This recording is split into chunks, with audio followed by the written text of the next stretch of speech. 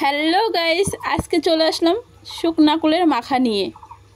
তো কিভাবে মাখাবো, কি করব না করব পুরোটাই তোমাদের সাথে শেয়ার করব।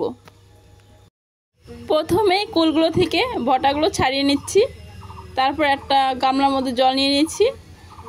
এখন ওখানে ধুয়ে নিব ভালো করে।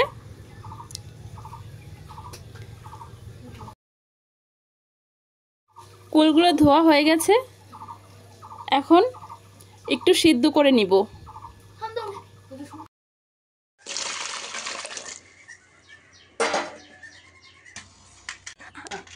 কুলগুলোকে সিদ্ধ করার জন্য কড়াইয়ের মধ্যে দিয়ে দিলাম, তারপরে গ্যাসটা জ্বালিয়ে কড়াইটা ধরে বসিয়ে দিলাম।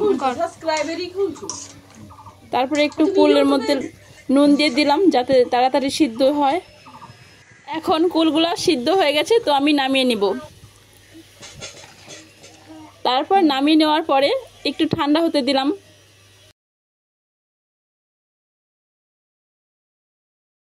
এখন ঠান্ডা হয়ে গেছে, তো কুল মাখতে যা যা লাগে তাই দিয়ে দিব।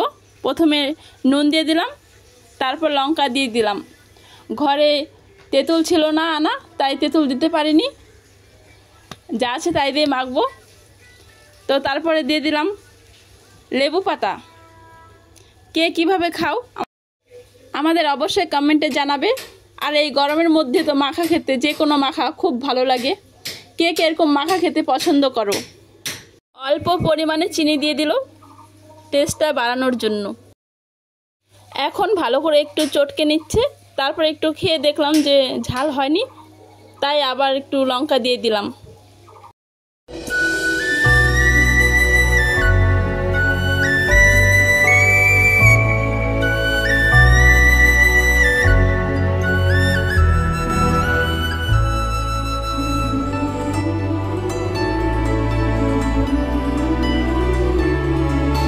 মাখানো কমপ্লিট আমাদের।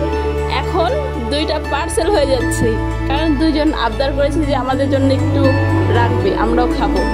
তাই দুজনের জন্য বাটিতে অল্প করে তুলে রাখলো।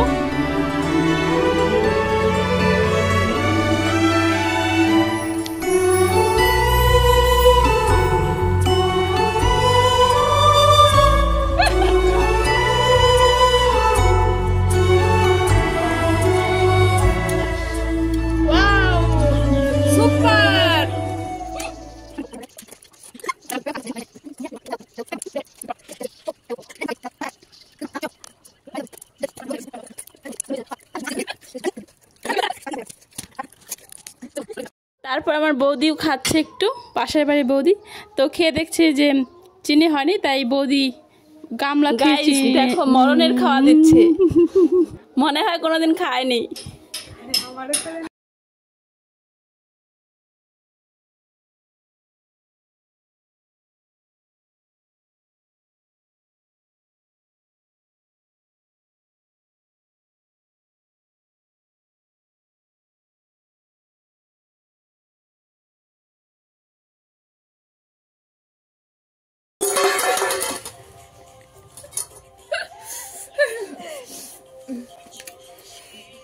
গাইস, এমন ভাবে খাচ্ছি হাতে গামলায় পড়ে গেছে।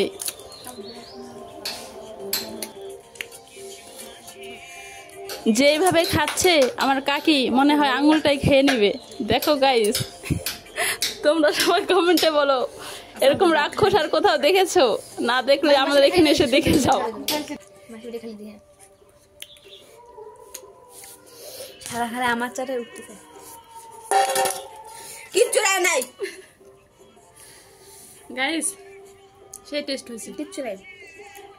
গাইস দেখো যে মরণের খাওয়া দিয়েছি আমরা, গামলা ধোয়ার কোনো প্রয়োজন নাই, গামলা এমনি ধোয়া হয়ে গেছে। তো সবাই ভালো থেকো।